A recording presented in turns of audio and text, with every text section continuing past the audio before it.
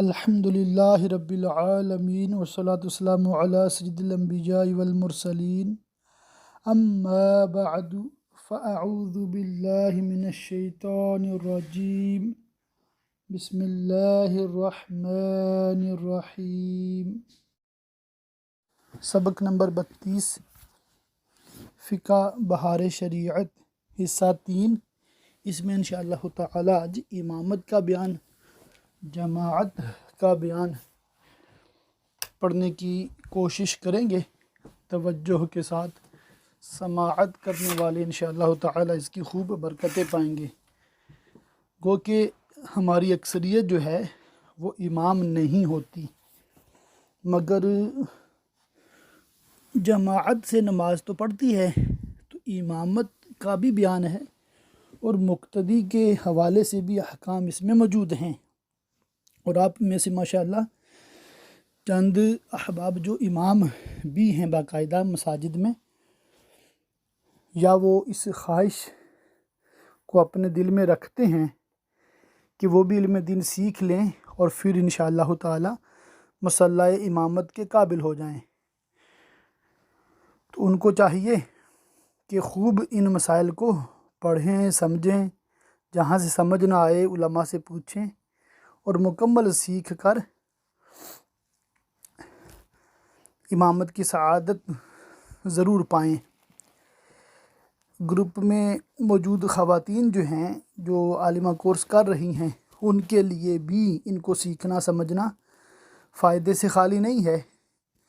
ظاہر ہے وہ خود امام نہیں بن سکتی، مگر امام بنا سکتی ہیں اللہ کے فضل سے۔ اپنے سب سے پہلے تو والد صاحب ہیں، بھائی ہیں، ٹھیک ہے، شوہر ہیں، بیٹے ہیں، بھتیجے بھانجے ہیں، تو جب بنیادی چیزیں پتہ ہوں گی تو انشاءاللہ تعالی ان کی رہنمائی بھی کر سکیں گی۔ ویسے بھی ہمارے دین کا بہت بڑا حصہ ہے، تو اس کو بھی سمجھنا مسلمان خواتین کے لیے بہت ضروری ہے۔ آج تو لوگ دوسرے مذاہب کے بارے میں بہت زیادہ پڑھتے ہیں تاکہ ہمیں ان کے بارے میں بھی معلومات ہو کہ ان کے عقائد و نظریات کیا ہیں، اور علماء اس لیے پڑھتے ہیں کہ ان کا رد کیا جا سکے۔ اور اگر ہم قرآن پاک کی تفسیر پہ غور کریں نا، تو جا بجا یہودیوں کے بارے میں، عیسائیوں کے بارے میں، مشرکین کے بارے میں موجود ہے قرآن پاک میں۔ ایک تو ان کے غلط نظریات کا رد ہو رہا ہے، ساتھ ہی ساتھ ہمیں ٹیچ بھی کیا جا رہا ہے کہ ہم چونکہ دنیا میں رہتے ہیں، اور ویسے بھی آج کل اگر ٹیکنالوجی کے حساب سے دیکھا جائے تو دنیا بالکل گلوبل ویلیج ہے۔ آپ شہر تو کجا کسی گاؤں میں بھی بیٹھے ہیں نا نیٹ لے کر، تو وہاں سے آپ دیکھ رہے ہیں، ساری دنیا کو واچ کر رہے ہیں، بلکہ لائیو ان کے تہوار، ان کے جو بھی پروگرامز ہیں وہ آپ دیکھ سکتے ہیں۔ تو ایسی دنیا میں تو ہمارے لیے اور بھی ضروری ہے کہ ہم اپنے اسلام کو، اپنے مذہب کو مکمل سمجھنے سیکھنے کی کوشش کریں، اور اس کے معاملات کا ہمیں کم از کم علم ہو۔ اور جو قرآن نے، حدیث نے اور علماء اہل سنت کی کتابوں نے ہمیں دیگر مذاہب کے بارے میں بتایا ہے، تو اس سے بھی ہم باخبر ہوں۔ کہیں ایسا نہ ہو، اللہ نہ کرے، کہ ہم تو مسلمان ہیں اللہ کے فضل سے، اور ہم یہ چیزیں آگے اپنی اولاد کو نہ سکھا کر ان کو کسی گمراہی میں نہ چھوڑ دیں۔ تو ان کی اصلاح بھی ضروری ہے، ان کو بھی سمجھانا ضروری ہے، ان کو بھی بتانا ضروری ہے۔ جیسے آج کل، بلکہ آج ہی میں جب ریکارڈ کر رہا ہوں، یہ 25 دسمبر ہے، کرسمس ڈے ہے یہاں پر یو کے میں، تو ہر جگہ تقریباً منایا جا رہا ہے۔ تو اس میں بچوں کو کم از کم ان دنوں میں اتنی تعلیم تو دے دی جائے کہ حضرت عیسیٰ علیہ السلام اللہ تعالیٰ کی برگزیدہ پیغمبر ہیں، کلمت اللہ ہیں، روح اللہ ہیں، بڑی عظمت و شان والے ہیں، ان کے بڑے معجزات ہیں، مگر وہ اللہ کے بیٹے نہیں ہیں، ٹھیک ہے، اور وہ بغیر باپ کے کنواری مریم رضی اللہ تعالیٰ عنہ کے بطن اقدس سے پیدا ہوئے۔ یہ اللہ تعالیٰ کا بہت بڑا شاہکار ہیں، اور اگر کوئی اس وجہ سے ان کو اللہ کا بیٹا کہے تو سیدنا آدم علیہ السلام بیٹا کہلانے کے زیادہ حقدار ہیں کہ ان کی تو ماں تھی، آدم علیہ السلام کی تو ماں بھی نہیں تھی۔ یہ جواب قرآن نے عیسائیوں کو دیا ہے کہ عیسیٰ کی مثال اللہ کے ہاں آدم کی طرح ہے۔ مفہوم عرض کر رہا ہوں۔ تو یہ ایک علمی جواب ہے، عقلی جواب ہے۔ تو ان چیزوں کا جاننا سمجھنا بھی ضروری، اور ہمیں بالکل اٹینٹیو رکھا گیا ہے اسلام نے، اور بالکل مطلب ہوشیار چوکنا جسے اردو میں کہتے ہیں۔ تو ہم نے اپنا دین بھی سیکھنا، اس کو بھی سمجھنا، اور دوسرے مذاہب کا اس لیے جاننا کہ ان کا رد ہو، اور خود بھی بچیں بد مذہبی سے، اور اپنے اہل و عیال کو، دوست احباب کو بھی بچائیں۔ اللہ تعالیٰ توفیق دے۔ تو یہ چند باتیں میں نے تمہیداً اس لیے عرض کی کہ آپ کو ایسا نہ لگے کہ یہ مسئلہ میرے متعلقہ نہیں ہے تو میں نے کیا سیکھ کے کرنا ہے۔ تو جو کرنا ہے وہ میں نے پہلے عرض کر دیا۔ امامت کے بیان میں احادیث مبارکہ ہیں، یہ آپ نے خود سے پڑھ لینی ہے، سمجھ لینی ہے، اور میں چونکہ چند مقامات سے پڑھتا ہوں، سارا نہیں پڑھتا، تو آپ اگر سارا پڑھ کے ریکارڈ کر کے مجھے بھیجنا چاہیں، وہ چاہے 5 گھنٹے کی ریکارڈنگ ہو جائے، کوئی مسئلہ نہیں ہے، انشاءاللہ تعالی میں چیک کر لیا کروں گا۔ ایک بھائی نے بڑے اچھے جذبات کا اظہار کیا تھا ماشاءاللہ، وہ فرماتے تھے کہ آپ چاہے آدھے گھنٹے کی ریکارڈنگ بھیجتے ہیں، ہم انشاءاللہ تعالی پورا جو بھی آپ سبق دیں گے PDF سارا پڑھ کے بھیجیں گے۔ تو موسٹ ویلکم، مرحبا۔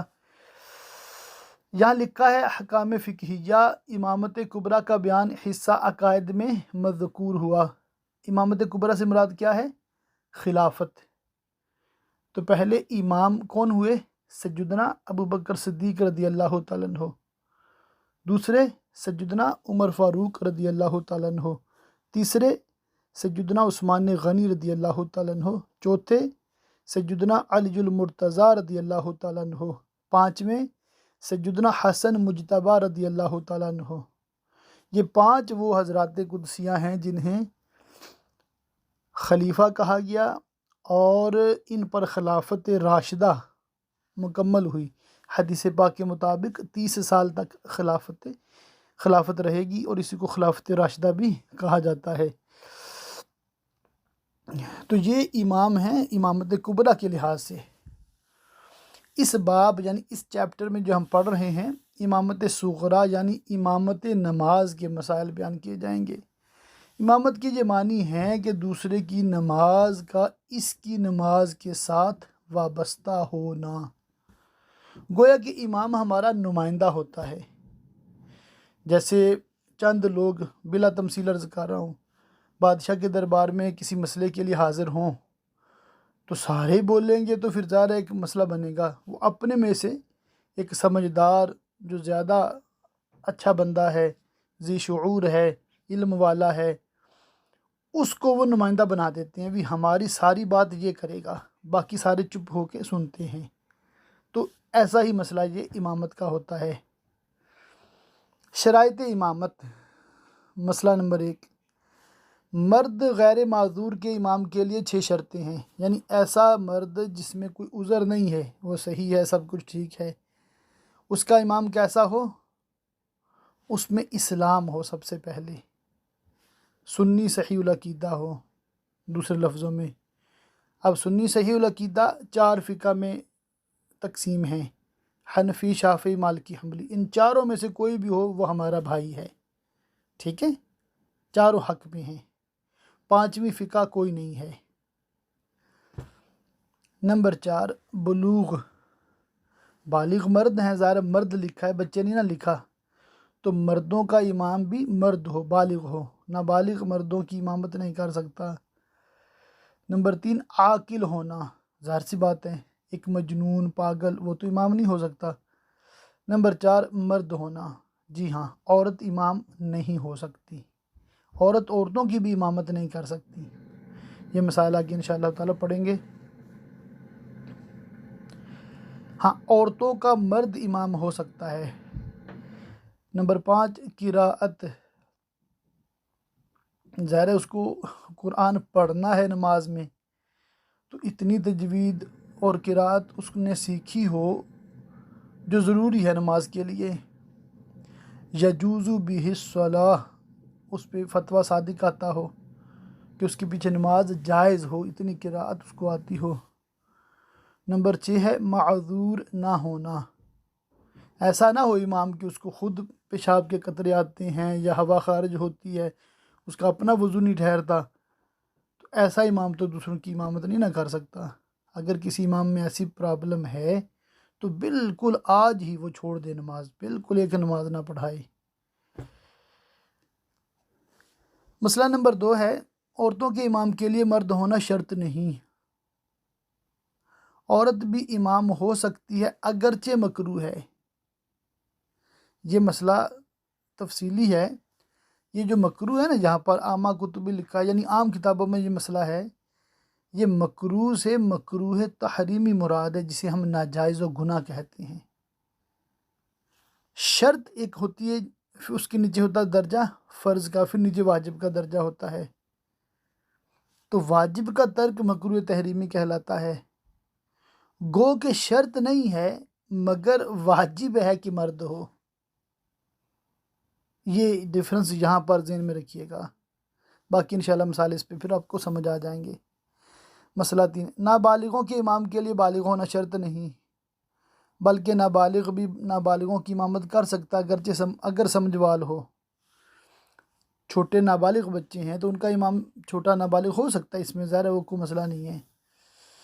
معذور اپنے مثل یا اپنے سے زائد عذر والے کی امامت کر سکتا ہے، کم عذر والے کی امامت نہیں کر سکتا۔ اور اگر امام مقتدی دونوں کو 2 قسم کے عذر ہوں، ایک کو ریاح خارج ہونے کا مسئلہ ہے، یعنی ہوا خارج ہونے کا مسئلہ ہے، دوسرے کو قطرہ آنے کا، تو ایک دوسرے کی امامت نہیں کر سکتا۔ اگر دونوں کو قطرہ آنے کا مرض ہے یا دونوں کو ہوا خارج ہونے کا مرض ہے تو پھر ایک دوسرے کی امامت کر سکتے ہیں۔ طاہر یعنی جو پاک ہے معذور کی اقتداء نہیں کر سکتا۔ مسئلہ نمبر 5 یہ آپ مزید پڑھ لیجئے گا، مسئلہ نمبر 6 بھی پڑھ لیجئے گا، 7 بھی، 8واں پڑھ دیتا ہوں۔ وہ بد مذہب جس کی بد مذہبی حد کفر کو پہنچ گئی ہو، جیسے رافضی، اگرچہ صرف صدیق اکبر رضی اللہ تعالیٰ عنہ کی خلافت یا صحابیت سے انکار کرتا ہو، یا شیخین یعنی ابو بکر و عمر رضی اللہ تعالیٰ عنہما کی شان اقدس میں تبرہ کہتا ہو، یعنی گالیاں بکتا ہو معاذ اللہ۔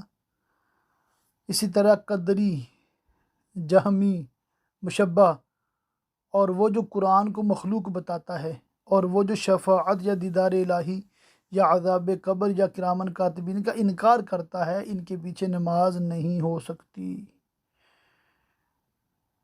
اس سے سخت تر حکم وہابیہ زمانہ کا ہے کہ اللہ عز و جل و نبی صلی اللہ علیہ وسلم کی توہین کرتے یا توہین کرنے والوں کو اپنا پیشوا یا کم از کم مسلمان ہی جانتے ہیں۔ جس بد مذہب کی بد مذہبی حد کفر کو نہ پہنچی ہو، جیسے تفضیلیہ، اس کے پیچھے نماز مکروہ تحریمی ہے۔ یعنی کہ بعض تو وہ ہیں جن کے پیچھے نماز سرے سے ہوتی ہی نہیں، اگر وہ حد کفر تک ان کے عقائد ہیں، اور اگر حد کفر تک نہیں ہیں تو ان کے پیچھے نماز ناجائز ہے، گناہ ہے۔ تو کیا سیکھا ہم نے کہ ان کے پیچھے نماز پڑھنی ہی نہیں، اکیلے پڑھ لیں۔ جمعہ والا دن ہے تو جمعہ کے بجائے اکیلے ظہر پڑھ لیں، مگر کسی بد مذہب کے پیچھے جمعہ نہیں پڑھنا۔ تو جو سنی بریلوی نہیں ہے وہ بد مذہب ہے، اب وہ شیعہ ہو، دیوبندی ہو، وہابی ہو، ٹھیک ہے، اور چاہے وہ پاکستان میں ہو، انڈیا میں ہو، انگلینڈ میں ہو یا مکہ مدینہ میں ہو، اگر بد مذہب ہے تو اس کے پیچھے نماز نہیں پڑھنی۔ اقتداء کی 13 شرطیں ہیں۔ نمبر 1 نیت اقتداء، جیسے وہ جماعت کے ساتھ نماز پڑھنے والی نیت کرتے پیچھے اس امام کے، ذہن میں ہے نا، بس کافی ہے۔ اور سنیت اقتداء کا تحریمہ کے ساتھ ہونا، جو تحریمہ پر مقدم ہونا بشرطے کہ صورت تقدم میں کوئی اجنبی نیت و تحریمہ فاصل نہ ہو۔ امام مقتدی دونوں کا ایک مکان میں ہونا، دونوں کی نماز ایک ہو، یا امام کی نماز مقتدی کو متضمن ہو۔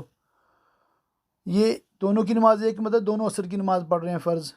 متضمن کا کیا مطلب ہے کہ امام جیسے عشاء کے 4 فرض پڑھا رہا ہے اور مقتدی پڑھ چکا پہلے سے ہی، اس کو پتہ نہیں تھا جو بھی مسئلہ بنا، اب وہ نفل کی نیت سے اس کو شامل ہو سکتا ہے کہ یہ متضمن ہو امام کی نماز مذہب مقتدی پر صحیح ہونا اور امام مقتدی دونوں کا اسے صحیح سمجھنا، عورت کا محاذی نہ ہونا ان شروط کے ساتھ جو مذکور ہوں گی، یعنی کہ عورت برابر میں مرد کے کھڑی ہے نا، پھر اس میں بڑے مسائل ہیں، اور اگر پچھلی صف میں کھڑی ہے جیسا کہ زمانہ رسالت میں ہوتا تھا تو یہ جائز ہے صلی اللہ علیہ وآلہ وسلم۔ مقتدی کا امام سے مقدم نہ ہونا، مقتدی امام سے آگے نہ ہو، پیچھے ہو۔ امام کے انتقالات کا علم ہونا، انتقال کہتے ہیں منتقل ہونا، پوزیشن چینج کرنا، جیسے کھڑے ہوتے ہیں، رکوع میں جاتے ہیں، سجدہ کرتے ہیں، یہ ہیں انتقالات، چینجنگ پوزیشنز، منتقل ہو رہے ہیں۔ امام کا مقیم یا مسافر ہونا معلوم ہو، اس میں بھی تفصیل ہے، اور ارکان کی ادا میں شریک ہونا، ارکان کی ادا میں مقتدی امام کے مثل ہو یا کم، یوں ہی شرائط میں مقتدی کا امام سے زائد نہ ہونا۔ تو یہ چیزیں ہیں جن کا لحاظ مطلب بالکل ضروری ہے۔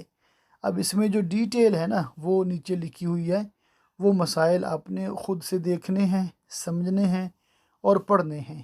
جہاں سے آپ کو سمجھ نہ آئے گروپ میں سوال بھیجنا ہے، اور گروپ میں سوال کے بعد پلیز انتظار کرنا ہے، ریمائنڈر نہیں بھیجنا، یاد دہانی کے نام پہ نہیں بھیجنا، اور ایسا نہیں کرنا کہ گروپ میں بھی بھیج دیں اور میرے پرسنل پہ بھی بھیج دیں، اور جو مفتیان کرام گروپ میں جواب دیں ان کے پرسنل پر بھی بھیج دیں، ایسا نہ کریں پلیز۔ اور اب سے مطلب سبھی سے میں درخواست کرتا ہوں کہ جو بھی سوال ہے آپ کوشش کریں حتی الامکان گروپ میں سوال کریں۔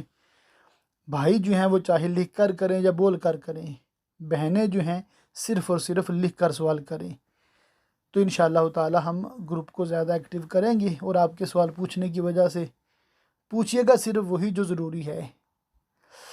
اگر دوسرے لوگوں کے ذہن میں بھی سوالات ہوئے انشاءاللہ تعالی وہ بھی پوچھا کریں گے۔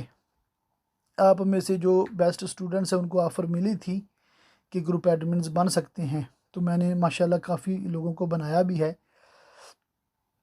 تو ان کو بنانے کا مقصد بھی یہی تھا کہ گروپ کے ماحول کو جو ہے نا وہ کنٹرول کریں گے۔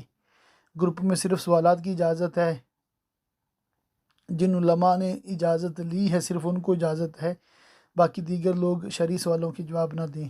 ہاں عالم عالمہ کورس کے حوالے سے یا کسی کتاب کے حوالے سے یا گروپ لنک کے حوالے سے آپ سے کوئی مدد مانگتا ہے تو بطور ایڈمن آپ اس کی ہیلپ ضرور کریں، لوگوں کو ایڈ کریں زیادہ سے زیادہ، اور لوگوں کو مطلب عالم عالمہ کورس کے حوالے سے بالخصوص سمجھائیں، ایکسپلین کریں، اور جن لوگوں کو آپ داخل کراتے ہیں نا ان کی مکمل سرپرستی بھی کرتے رہیں، ان سے پوچھ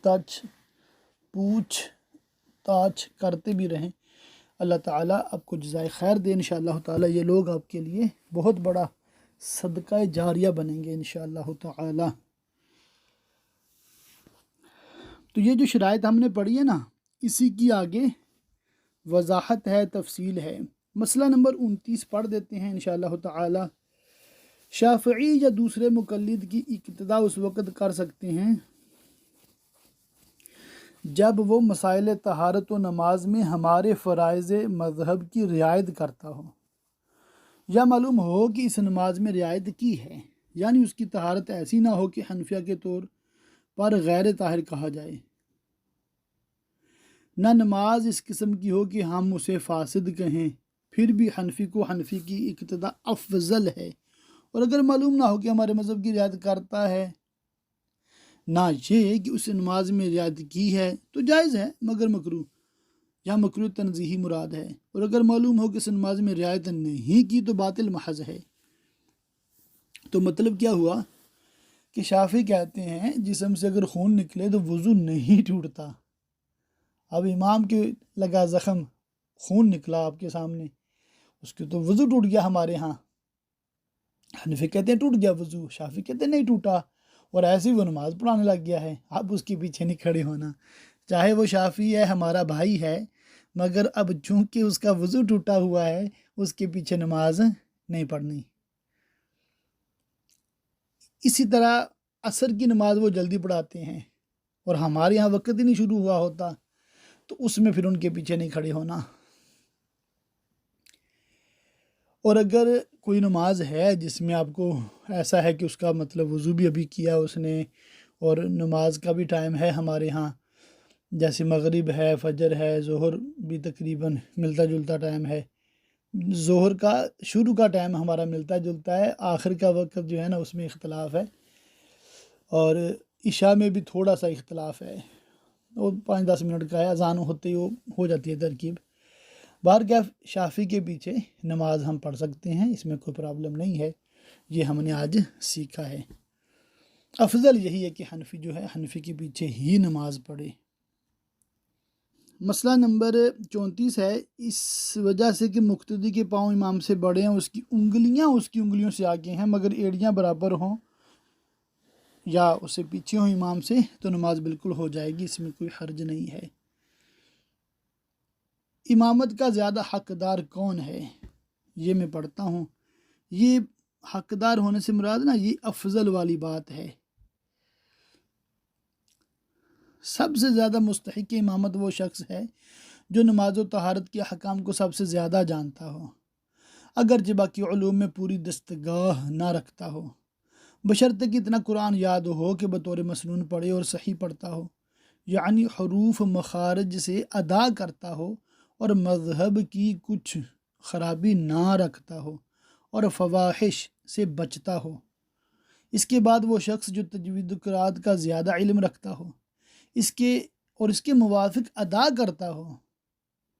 اگر کوئی شخص ان باتوں میں برابر ہوں تو وہ کہ زیادہ ورع رکھتا ہو، یعنی حرام تو حرام شبہات سے بھی بچتا ہو، اس میں بھی برابر ہوں تو زیادہ عمر والا، یعنی جس کو زیادہ زمانہ اسلام میں گزرا، اس میں بھی برابر ہوں تو جس کے اخلاق زیادہ اچھے ہوں، اس میں بھی برابر ہوں تو زیادہ وجاہت والا، یعنی تہجد گزار، کہ تہجد کی کثرت سے آدمی کا چہرہ زیادہ خوبصورت ہو جاتا ہے، پھر زیادہ خوبصورت، پھر زیادہ حسب والا، پھر وہ کہ باعتبار نسب کے زیادہ شریف ہو، پھر زیادہ مالدار، پھر زیادہ عزت والا، پھر وہ جس کے کپڑے زیادہ ستھرے ہوں۔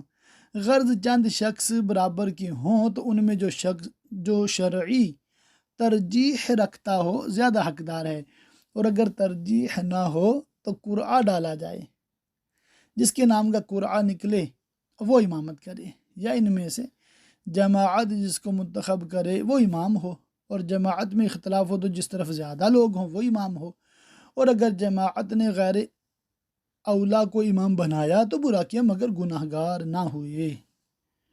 تو یہ ایک مسئلہ تھا، ضمناً میں نے پڑھ دیا کہ آپ لوگوں کو اس حوالے سے پتہ چل جائے، ٹھیک ہے۔ مسئلہ نمبر 43 ہے، بد مذہب کے جس کی بد مذہبی حد کفر کو نہ پہنچی اور فاسق معلن جیسے شرابی، جواری، زناکار، سودخوار، چغل خور وغیرہ ہم جو کبیرہ گناہ بالاعلان کرتے ہیں، ان کو امام بنانا گناہ اور ان کے پیچھے نماز مکروہ تحریمی واجب الادا۔ پہلے ہم نے پڑھا تھا عقائد کی خرابی، اب ہے اعمال کی خرابی، تو اس کے پیچھے بھی نماز نہیں پڑھنی۔ تو امام نیک پرہیزگار سنی صحیح العقیدہ ہونا ضروری ہے۔ باقی جو مسائل ہیں ماشاءاللہ آپ خود سمجھدار ہیں، ان کو پڑھیے گا، دیکھیے گا، سمجھیے گا، اور جہاں سے نہ پتہ چلے تو گروپ میں آپ پوچھ بھی سکتے ہیں۔ بلکہ آج میں آپ لوگوں کو یہ بھی مشورہ دے دیتا ہوں کہ میرے علاوہ آپ سب کے پاس کسی ایک مفتی صاحب کا نمبر ہونا چاہیے، سبھی کے پاس ایک ہی کا نہ ہو بلکہ الگ الگ ہو، وہ آپ کے شہر کے قریب ترین ہوں، آپ کے شہر ہی میں ہوں، سب سے اچھی بات ہے، یا کم از کم آپ کے شہر کے پاس والے شہر کی ہوں۔ اگر کبھی آپ نے ایسی ایفرٹ نہیں کی تو آج کر لیں، ڈھونڈے نمبر، تو ان سے آپ کا دعا سلام بھی ہو جائے، یعنی کہ آپ کی کال ان کو جب جائے تو بائی نیم بائی فیس آپ کو جانتے ہوں۔ تو میں تو جو مشورہ دوں گا کہ ان کو اپنے گھر میں مدعو کریں، دعوت شیراز کا اہتمام کریں، ان کی خیر خواہی کریں، اور ان کے ساتھ دوستی بنائیں۔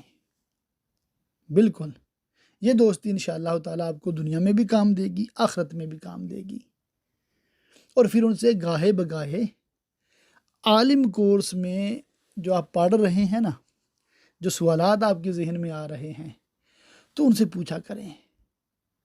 یقین کریں یہ ہماری عالم کورس کی اتنی بڑی کامیابی ہوگی کہ علماء بھی مطلب اش کر اٹھیں گے انشاءاللہ تعالی کہ یہ کیسا کورس ہے کہ ایک مطلب فیکٹری میں کام کرنے والا، ایک خاتون گھر میں کام کرنے والی اتنا کچھ سیکھ رہی ہے، ایک کالج یونیورسٹی میں جانے والا یا جانے والیاں وہ دنیاوی تعلیم کے ساتھ ساتھ یعنی ڈاکٹر، انجینئر وغیرہ بننے کے ساتھ ساتھ یا ٹیچر وغیرہ بننے کے ساتھ ساتھ یہ علم دین کا خزانہ بھی حاصل کر رہے ہیں۔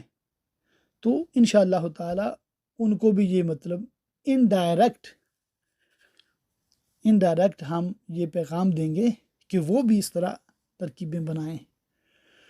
انشاءاللہ تعالی یہ سوچ، یہ فکر سبھی کو ہو جائے نا اللہ کی رحمت سے، تو میں سمجھتا ہوں کہ ہم انشاءاللہ تعالی ڈاکٹر بھی بنائیں گے، انجینئر بھی بنائیں گے، ساتھ ساتھ عالم بھی بنائیں گے،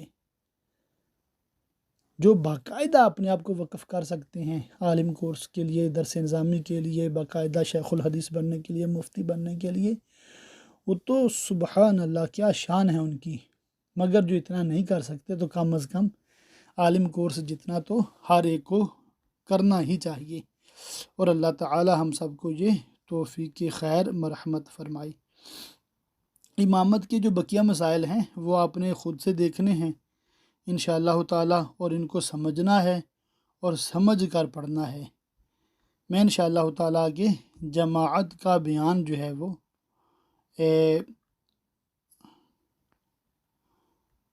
وہ آپ لوگوں کو اس کے چند احکام پڑھ کے سناؤں گا۔ اس میں جو احادیث مبارکہ ہیں نا جماعت کے بیان میں، یہ آپ نے خود پڑھ لینی ہے، سمجھ لینی ہے، تو انشاءاللہ تعالی بہت فائدہ ہوگا۔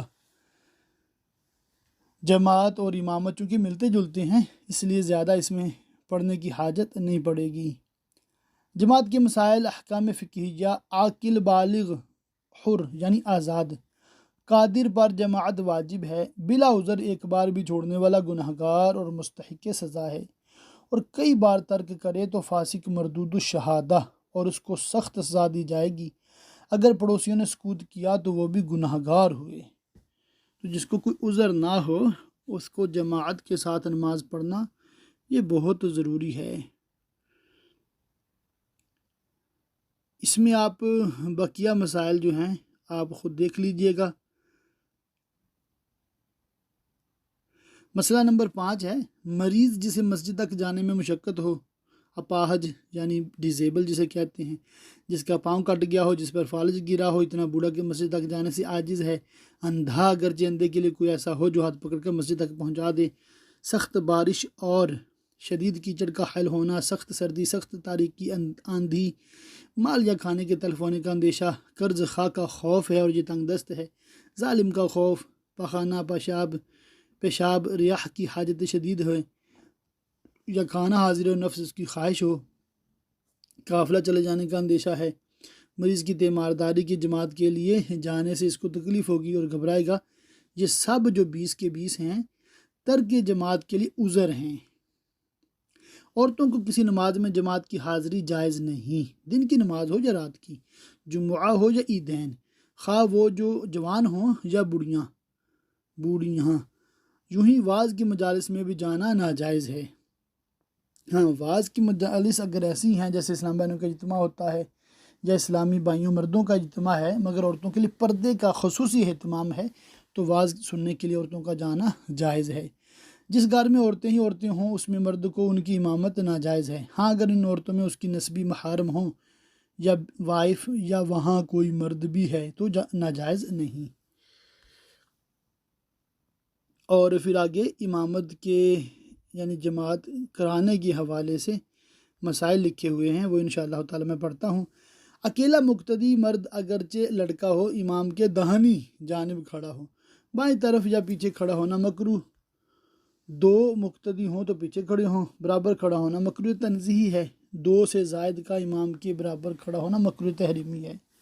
دو مقتدی ہیں، ایک مرد اور ایک لڑکا، تو دونوں پیچھے کھڑی ہوں، اگر اکیلی عورت مقتدی ہے تو پیچھے کھڑی ہو، زیادہ عورتیں ہوں جب بھی یہی حکم ہے۔ دو مقتدی ہوں، ایک مرد ایک عورت، تو مرد برابر کھڑا ہو، عورت پیچھے۔ دو مرد ہوں ایک عورت، تو مرد امام کے پیچھے کھڑے ہوں، دو جو ہیں پہلی صف میں، اور عورت ان کے پیچھے، یعنی مرد تو مرد کے ساتھ کھڑا ہو سکتا ہے، عورت مرد کے ساتھ نہیں، عورت بلکہ پچھلی صف میں کھڑی ہوگی۔ اگر مقتدی ہیں دو یا دو سے زیادہ تو ان سے بھی پچھلی جو صف ہے اس میں عورت کھڑی ہوگی۔ ایک شخص امام کے برابر کھڑا ہو اور پیچھے صف ہے تو مکروہ ہے۔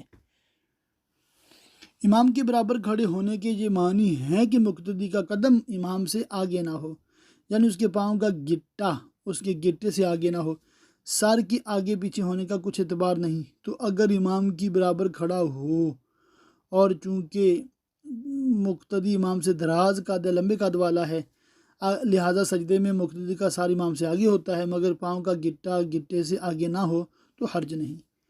یوں ہی اگر مقتدی کے پاؤں بڑے ہوں کہ انگلیاں امام سے آگے ہیں، جب بھی حرج نہیں، جب کہ گٹا آگے نہ ہو۔